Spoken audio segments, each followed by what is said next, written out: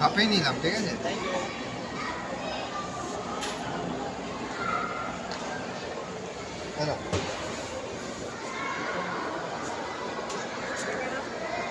Try করো,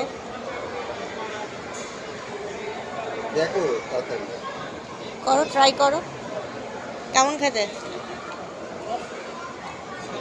একটা স্কুপে বোঝা যায় না।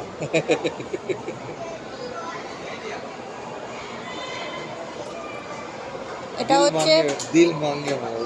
এটা হচ্ছে পেস্তা আইসক্রিম, আর এটা হচ্ছে বাটার, এটা বাটারস্কচ।